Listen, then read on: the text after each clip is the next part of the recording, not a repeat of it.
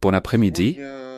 Aujourd'hui, nous poursuivrons la conversation sur les erreurs en oncologie qui affectent l'espérance de vie des patients atteints de cancer. Aujourd'hui, nous aborderons une question aussi importante que les erreurs lors de la réalisation d'opérations de préservation des organes.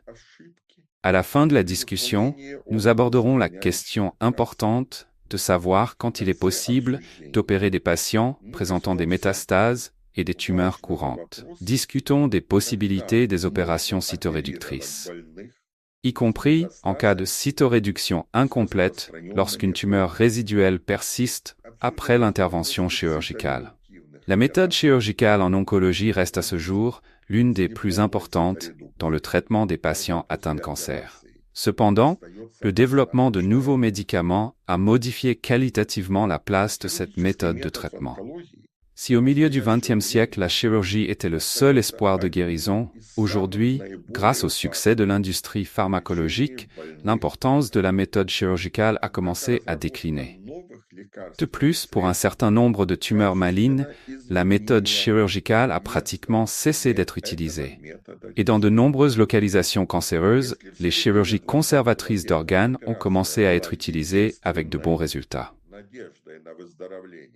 Les chirurgies de conservation des organes contre le cancer nécessitent une grande précision et une planification minutieuse, car leur objectif est de préserver la fonction des organes tout en retirant la tumeur. L'essence des opérations de sauvegarde d'organes est que seule la tumeur est retirée et que l'organe ou une partie de l'organe est préservée. Par exemple, les opérations modernes de sauvegarde d'organes pour le cancer rectal. Je consacrerai une émission séparée à ce sujet, des recommandations pour le traitement de préservation des organes des patients atteints d'un cancer rectal. Nous parlons aujourd'hui des traitements de préservation des organes en général en oncologie. Pourquoi est-il devenu possible de conserver un organe pour un patient atteint d'un cancer? Dans les années 70, j'ai participé au développement et à la mise en œuvre de telles opérations pour des patients atteints d'un cancer du poumon. Aujourd'hui, la question des opérations de sauvegarde d'organes a été étudiée beaucoup plus largement, et la réalisation de telles opérations est devenue une routine en oncologie pour de nombreux cancers. Emplacement. Lors d'opérations de sauvegarde d'organes, il est important de déterminer quelle partie de l'organe doit être retirée. En raison de la complexité de telles décisions, lors de la réalisation d'opérations de préservation d'organes, de nombreux médecins commettent des erreurs impardonnables qui réduisent l'efficacité d'un tel traitement et raccourcissent l'espérance de vie du patient. Quelles erreurs sont les plus courantes lors de la réalisation de préservation d'organes? Le premier est une radicalité oncologique insuffisante, une ablation incomplète de la tumeur pouvant conduire à une rechute. La deuxième erreur courante est une erreur de stadification. Une détermination incorrecte du stade de la maladie peut affecter le choix de la méthode de traitement. Troisième, aujourd'hui, les opérations de préservation des organes sont réalisées après une chimiothérapie, une hormonothérapie et une radiothérapie. Il est donc important de déterminer le degré de destruction de la tumeur. Par conséquent, une erreur est de ne pas prêter attention au bord de la résection en laissant des cellules cancéreuses dans la zone de résection, surtout lors de l'évaluation du degré de dommage causé aux cellules tumorales migrantes. Une erreur courante est une détermination incorrecte des limites de la tumeur, une élimination excessive des tissus sains ou une partie de la tumeur. Les erreurs incluent des dommages aux structures critiques, nerfs, vaisseaux sanguins ou autres éléments vitaux de l'organe. Une erreur grave, un contrôle insuffisant des ganglions lymphatiques. Le fait de sauter les ganglions lymphatiques affectés peut entraîner la propagation de la maladie. Afin d'éviter une telle erreur, il est important de surveiller en permanence l'état des collecteurs lymphatiques pendant le traitement préopératoire ou la radiothérapie. Traitement. Une erreur courante est le mauvais choix de l'approche chirurgicale. Cela peut entraîner des difficultés dans la réalisation de l'opération, une tumeur résiduelle, une récidive du cancer ou des complications.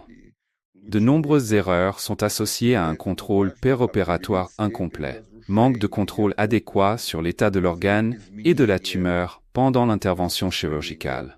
Les cellules tumorales migrant dans les tissus sains, il est donc important d'éliminer autant que possible le champ tumoral. Les tissus sains qui contiennent des cellules cancéreuses ou souches migrantes. Une erreur lors de la réalisation d'une opération de préservation d'un organe inclut l'utilisation de technologies inadéquates, utilisation d'outils et de méthodes inefficaces ou obsolètes.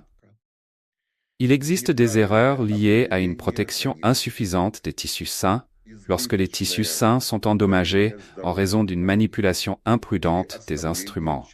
Il y a des erreurs lorsque la technique de suture est violée. Cela peut entraîner une défaillance des sutures ou une détérioration du fonctionnement de l'organe. Utilisation incorrecte des méthodes de reconstruction. Restauration incorrecte de l'organe après ablation de la tumeur. Erreur dans la détermination de la viabilité des tissus. Décision incorrecte de préserver ou de retirer une partie d'un organe. L'erreur consiste à ignorer les caractéristiques du patient, telles que son âge et ses maladies concomitantes, qui peuvent affecter le résultat de l'opération. Possible évaluation incorrecte des caractéristiques anatomiques. Une mauvaise compréhension de l'anatomie peut compliquer l'opération. Par exemple, une chirurgie mammaire conservatrice pour une petite glande mammaire. Les opérations de conservation d'organes ne peuvent être réalisées en l'absence de diagnostic péropératoire.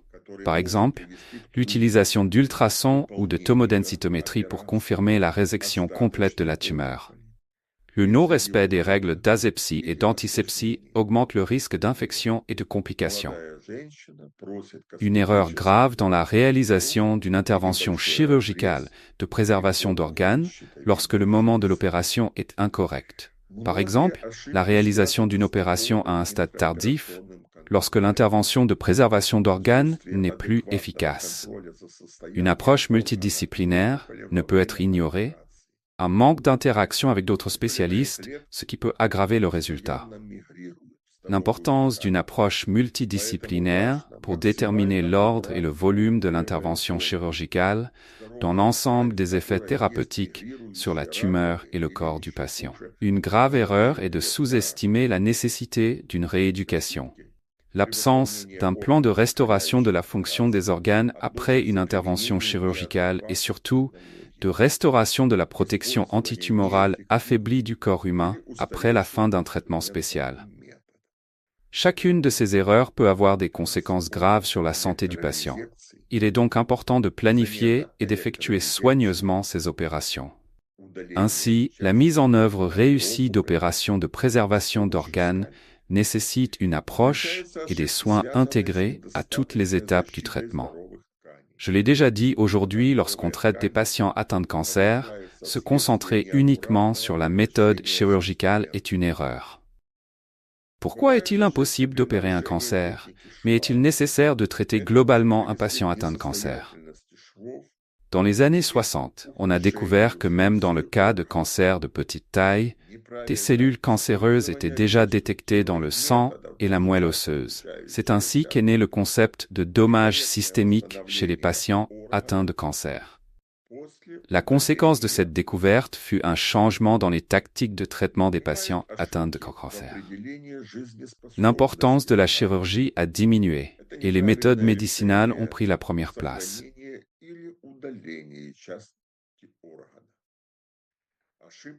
De tels changements de tactique en oncologie ont modifié l'attitude des oncologues à l'égard des opérations de conservation d'organes. Si auparavant, les oncologues essayaient d'enlever tout l'organe contenant la tumeur, il est aujourd'hui possible d'effectuer des opérations de préservation de l'organe avec de nombreuses tumeurs. Leur mise en œuvre est devenue possible grâce à l'efficacité accrue du traitement médicamenteux. L'émergence de nouveaux médicaments élargit la gamme de patients auxquels des méthodes d'ablation des tumeurs préservant les organes peuvent être recommandées sans réduire l'efficacité du traitement. Pourquoi l'idée selon laquelle la chirurgie peut guérir complètement un patient atteint d'un cancer est-elle fausse? De nombreuses cellules souches cancéreuses et cellules circulantes subsistent dans le corps humain, associées à un échec après un traitement chirurgical. Dans le même temps, compléter les opérations avec des médicaments et des méthodes de radiothérapie qui tuent certaines cellules cancéreuses du corps humain améliore considérablement le pronostic. La stratégie actuelle pour traiter un patient atteint de cancer consiste à éliminer autant que possible les cellules tumorales du corps. Pour les tumeurs les plus courantes, telles que le cancer du sein, le cancer du poumon, le cancer de la prostate, l'espérance de vie du patient n'est principalement pas associée à l'opération, mais à l'efficacité d'une action systémique visant à éliminer les cellules tumorales du corps humain. La méthode chirurgicale est donnée un rôle auxiliaire, car il n'enlève que le reste de la tumeur. C'est pourquoi les opérations de conservation d'organes sont de plus en plus courantes dans le traitement des patients atteints de tumeurs malignes. Malgré des progrès significatifs dans le traitement des patients atteints de cancer, il n'est pas possible aujourd'hui d'éliminer complètement les cellules cancéreuses du corps humain. Les cellules cancéreuses mutent continuellement et certains clones cellulaires développent une résistance aux effets des médicaments, de sorte que l'utilisation de méthodes chirurgicales uniquement peut conduire à des rémissions à long terme chez une petite catégorie de patients. C'est le cas où des proches déclarent que leurs proches ont vécu des années après un traitement chirurgical. Il s'agit généralement de personnes dont le système immunitaire fonctionne bien. Dans quelles cellules du système immunitaire tuent ou suppriment les cellules cancéreuses? Vous pouvez découvrir le mécanisme d'action des lymphocytes humains sur les cellules cancéreuses dans les liens vers mes émissions que j'ai publiées sous cette vidéo. En raison de l'existence de cellules souches et circulantes malignes dans le corps d'un patient atteint de cancer, ignorer les possibilités de préservation des organes et effectuer des opérations prolongées au lieu de les préserver est l'une des erreurs les plus graves en oncologie. Parce qu'il n'est pas possible d'enlever chirurgicalement les cellules souches et circulantes cancéreuses. Ces cellules sont tuées ou supprimées par un traitement médicamenteux, la radiothérapie, un état de défense antitumorale de l'organisme associé au métabolisme des cellules du système immunitaire. Le cancer n'est pas homogène. Même au même stade, forme histologique et moléculaire, il n'y a pas de cas absolument identiques. C'est pourquoi, lors de la planification du traitement, il est important de déterminer les formes biologiques des tumeurs et l'état de la défense antitumorale de l'organisme. Il existe un petit groupe de tumeurs pour lesquelles la nature systémique de la lésion n'est pas un facteur décisif, de sorte qu'un traitement de préservation des organes chez ces patients peut être effectué sans exposition systémique, par exemple l'ablation d'une petite tumeur rénale lorsque l'organe est atteint. Un traitement conservateur devient possible sans traitement systémique supplémentaire. Les patients se posent souvent la question, est-il possible de réaliser des opérations conservatrices d'organes pour les grosses tumeurs? La chirurgie de préservation des organes est-elle une erreur dans de tels cas? Ici, il est important de déterminer les possibilités d'un traitement médicamenteux et systémique. Et si l'on constate une bonne réponse de la tumeur au traitement médicamenteux préopératoire dans un certain nombre de cas, en cas de tumeur avancée, il est possible d'effectuer des opérations de préservation des organes. Mais en cas de tumeur avancée, il est préférable de ne pas prendre de risques et d'effectuer des opérations. Intervention chirurgicale prolongée. Les progrès réalisés aujourd'hui dans la création de nouveaux médicaments ont changé l'opinion des oncologues sur les possibilités de traitement chirurgical des patients atteints de cancer à un stade avancé. De plus, un terme tel que cytoréduction incomplète est apparu. Il s'agit de cas où il n'est pas possible d'enlever complètement la tumeur chirurgicalement. Par exemple, effectuer des opérations en présence de métastases à distance. Mais les progrès de l'industrie pharmaceutique ont permis de réaliser de telles opérations non radicales sur certains patients. Dans de tels cas, le traitement médicamenteux et la radiothérapie complètent les capacités de la méthode chirurgicale. Chez les patients présentant des formes avancées de tumeurs, le pronostic ne dépend pas de la chirurgie, mais de la sensibilité de la tumeur au traitement médicamenteux et à la radiothérapie. Et les bons résultats à long terme sont déterminés par l'état des réactions protectrices du corps humain.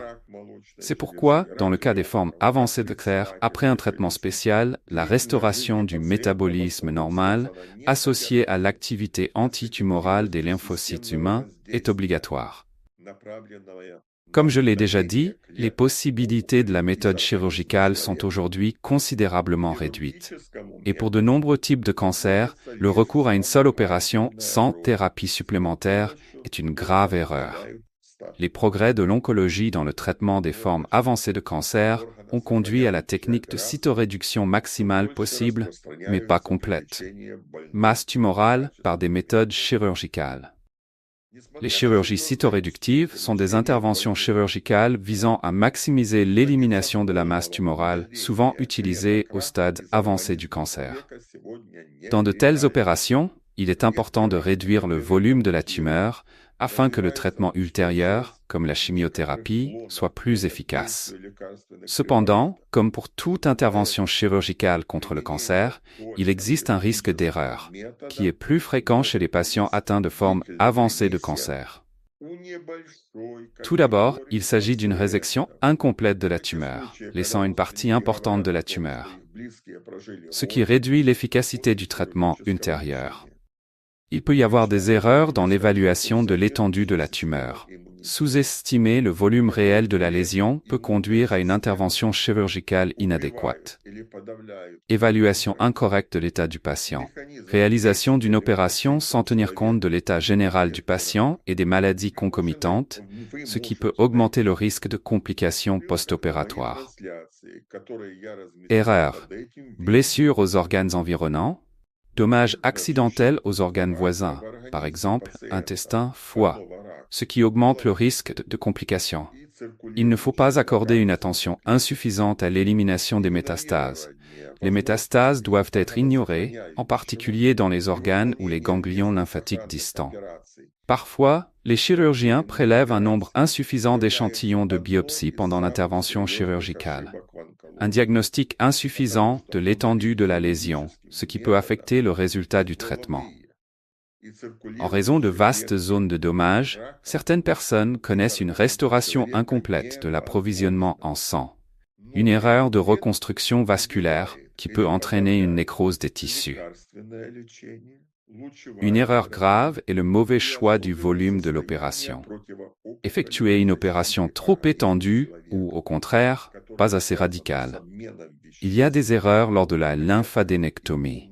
Il s'agit de l'ablation incomplète des ganglions lymphatiques affectés. Les chirurgiens qui ne connaissent pas les bases de l'oncologie ne respectent souvent pas les principes oncologiques, en violant les règles de travail avec une tumeur, ce qui peut contribuer à la rechute de la maladie.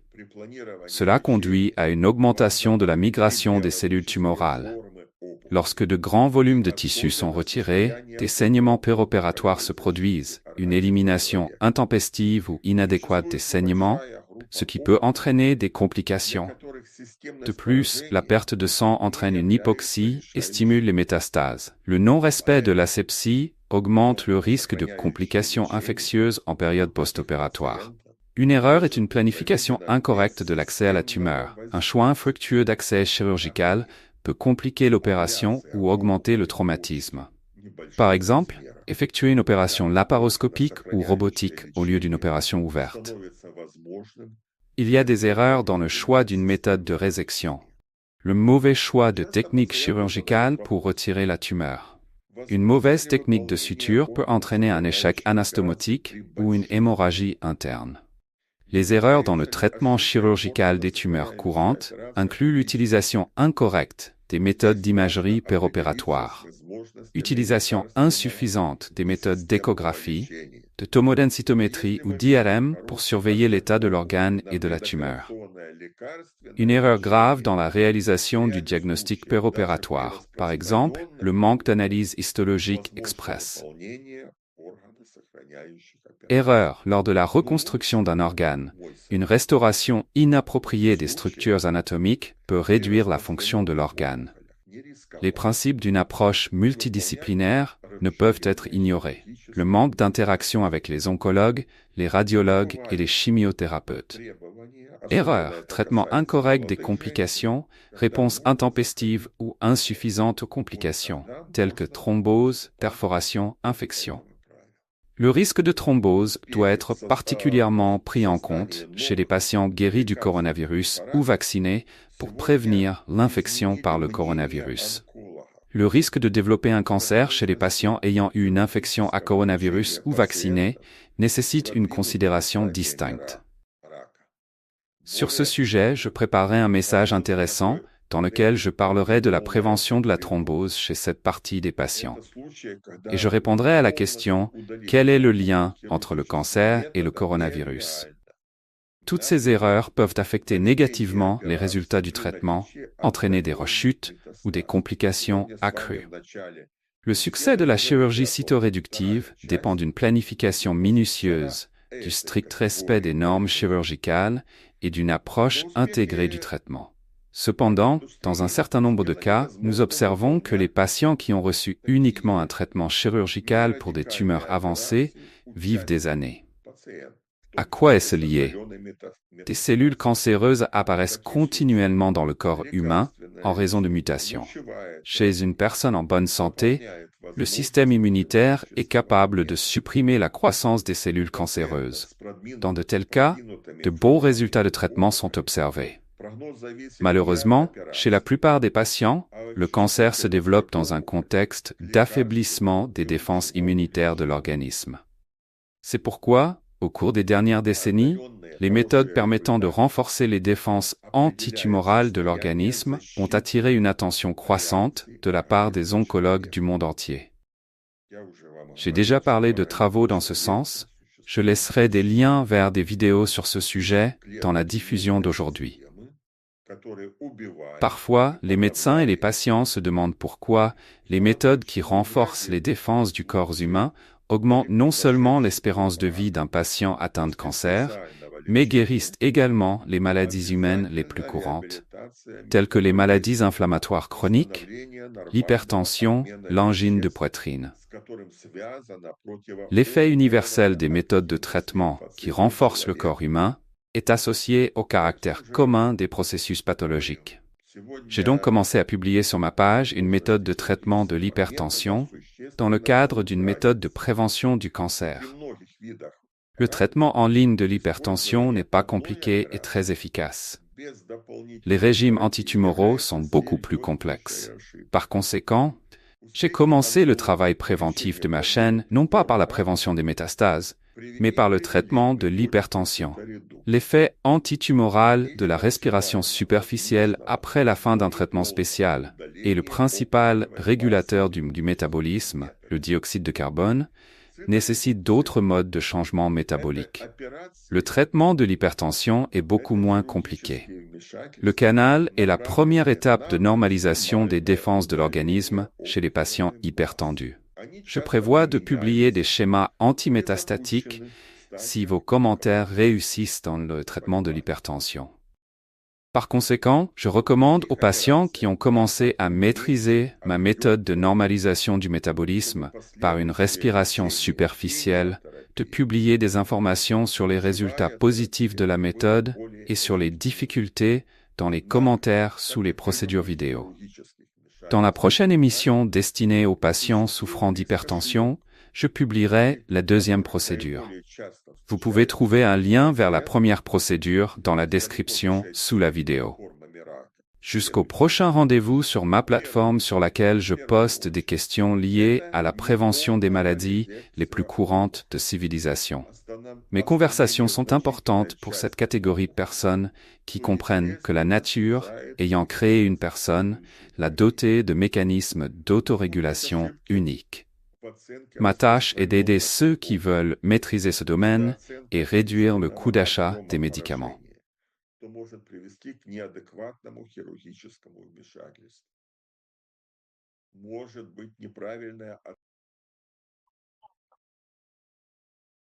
Добрый день. Сегодня мы продолжим разговор об ошибках в онкологии. от которых зависит длительность жизни больных злокачественными новообразованиями.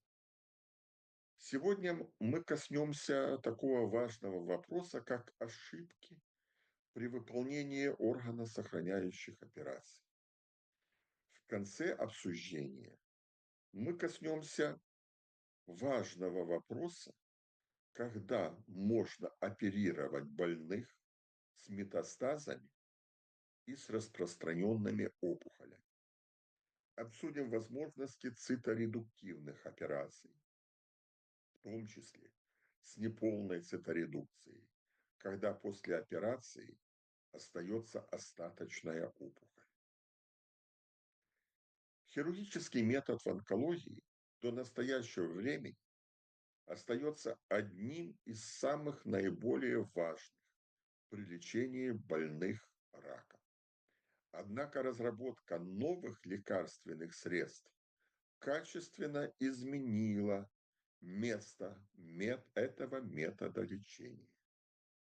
Если в середине 20 века операция была единственной надеждой на выздоровление, то сегодня, благодаря успехам фармакологической индустрии, важность хирургического метода стала снижаться.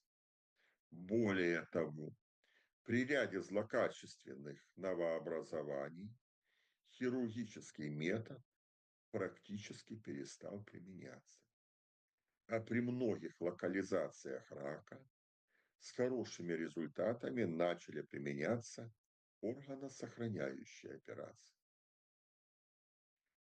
Органосохраняющие операции при раке требуют высокой точности и тщательного планирования, поскольку их целью является сохранение функции органа при удалении опухоли.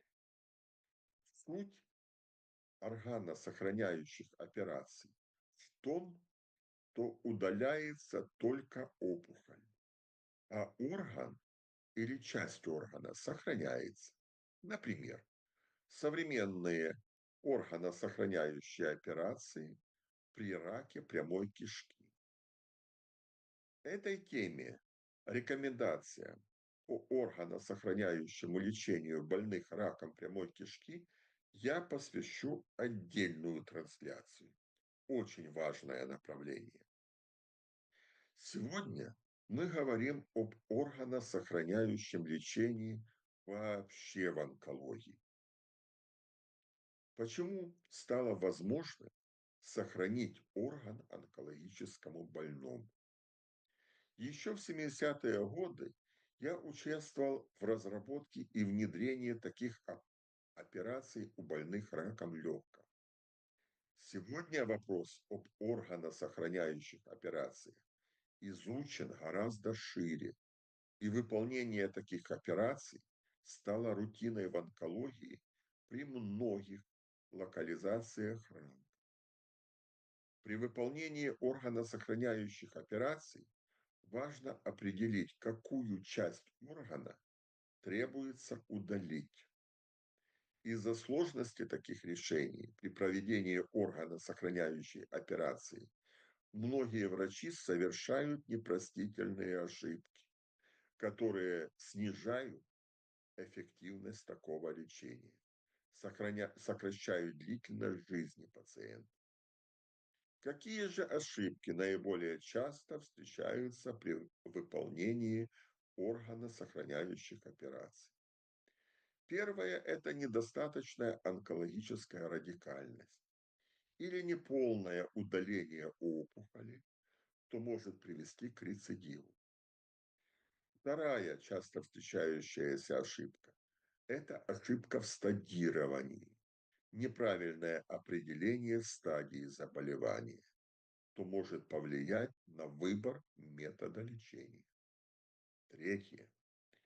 Сегодня органосохраняющие операции выполняют после проведенной химиотерапии, гормонотерапии, лучевой терапии.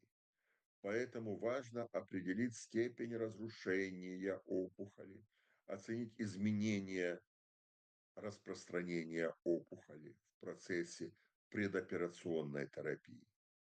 Поэтому ошибка является невнимательность к краям резекции, оставление раковых клеток в зоне резекции, особенно при оценке степени повреждения мигрирующих опухолевых клеток. Часто встречающаяся ошибка – неправильное определение границ опухоли, избыточное удаление здоровых тканей или оставление части опухоли. К ошибкам также относятся повреждение критически важных структур, нервов, сосуда, других жизненно важных элементов органа. Серьезная ошибка при органосохраняющей операции – это недостаточный контроль за лимфатическими узлами. Пропуск пораженных лимфоузлов может привести к распространению заболевания. Для того, чтобы не допустить такую ошибку, важно осуществлять непрерывный мониторинг состояния лимфатических коллекторов в процессе предоперационного, лекарственного и лучевого лечения. Часто встречающаяся ошибка – это неправильный выбор хирургического доступа, который может привести к трудностям выполнению операции, остаточной опухоли, рецидиву рака или осложнения. Например, молодая женщина просит косметический шов и небольшой разрез при опухоли щитовидной железы. Многие ошибки связаны с неполным интраоперационным контролем. Отсутствие адекватного контроля за состоянием органа и опухоли во время операции. Опухолевые клетки постоянно мигрируют в здоровую ткань. Поэтому важно максимально убрать опухолевое поле, здоровую ткань, в которой есть мигрирующие раковые или еще хуже стволовые клетки рака. К ошибке при выполнении органосохраняющих операций относится применение неадекватных технологий, использование неэффективных или устаревших инструментов и методов. Например, отказ от электрорезекции и замена электрорезекции удалением части органа или опухоли с помощью скальпеля. Встречаются ошибки, связанные с недостаточной защитой здоровых тканей. Когда здоровые ткани повреждаются вследствие неаккуратного обращения с инструментами. Бывают ошибки при нарушении техники шва. Это может привести к несостоятельности швов или ухудшению функции органа. Неправильное использование реконструктивных методов, тоже часто встречающаяся ошибка. Некорректное восстановление органа после удаления опухоли. Бывают ошибки в определении жизнеспособности тканей. Это неправильное решение о сохранении или удалении части органа. Ошибка – игнорирование особенностей пациента. Например, такие как возраст, сопутствующие заболевания. Это может повлиять на результаты операции. Возможно, неправильная оценка анатомических особенностей. Неправильное представление об анатомии может усложнить операцию. Например, органосохраняющая операция при небольшой молочной железе. Нельзя выполнять органосохраняющие операции при отсутствии интраоперационной диагностики. Например, использование ультразвукового исследования, рентгенологического метода исследования, с помощью которых подтверждается полная резекция опухоли. Ошибкой является несоблюдение асептики и антисептики. то повышает риск инфекций и осложнений, то может обернуться ухудшением косметического или функционального эффекта от выполнения органосохраняющей операции. Серьезная ошибка — выполнение органосохраняющей операции при неправильном выборе времени операции. Например, выполнение операции на поздних стадиях, когда органосохраняющее вмешательство уже неэффективно. Нельзя также игнорировать мультидисциплинарный подход, отсутствие взаимодействия с другими специалистами, что может ухудшить исход.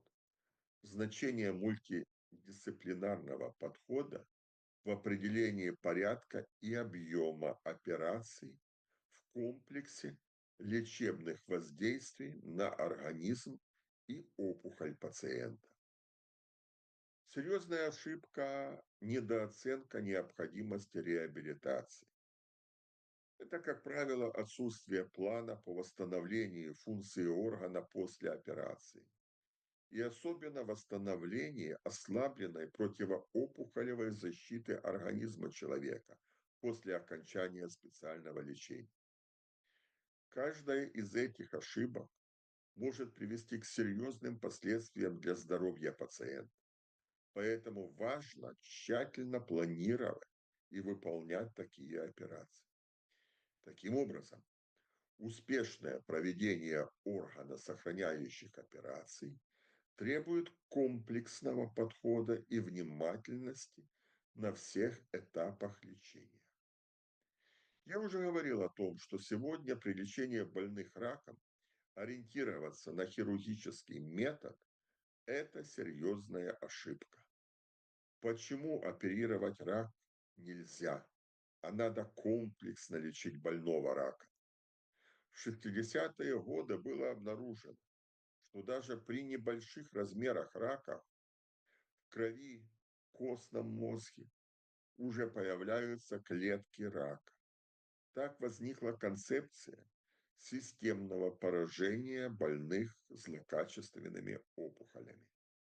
Следствием этого открытия стало изменение тактики лечения онкологических больных.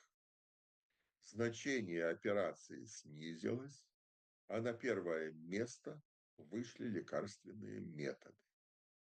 Такие изменения тактики в онкологии изменило отношение онкохирургов к органосохраняющим операциям. Если раньше онкологи старались убрать весь орган с опухолью, то сегодня при многих новообразованиях появилась возможность выполнять органосохраняющие операции. Например, это операции при раке прямой кишки. Их выполнение стало возможным благодаря повышению эффективности лекарственного и лучевого лечения. Появление новых препаратов расширяет круг пациентов, которым можно без снижения эффективности лечения рекомендовать органосохраняющие методы удаления опухоли. Почему представление о том, что операция может полностью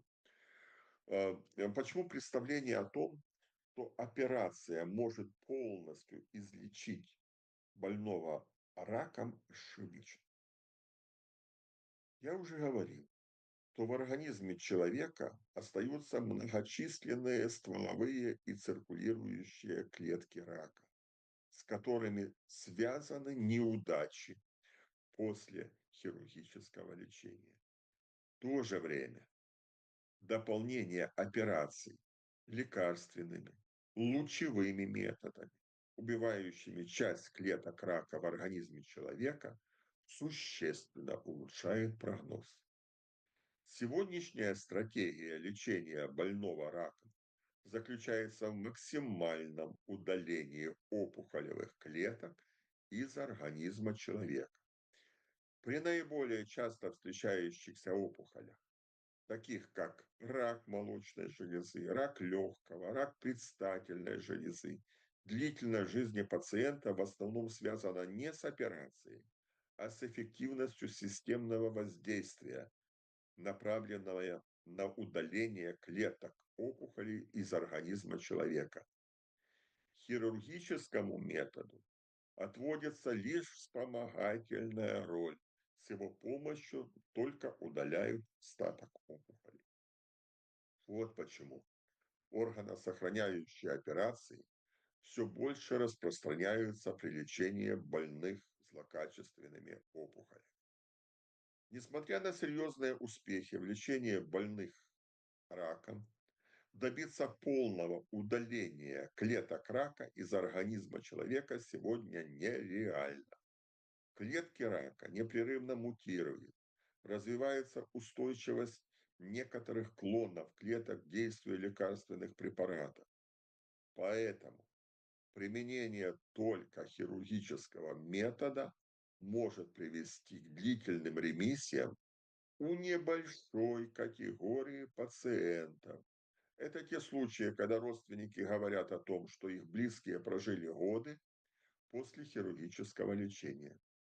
Обычно это люди с хорошо функционирующей системой иммунитета, у которых клетки иммунной системы убивают или подавляют клетки рака. Механизм действия лимфоцитов человека на клетки рака вы можете найти в ссылках на мои трансляции, которые я разместил под этим видео.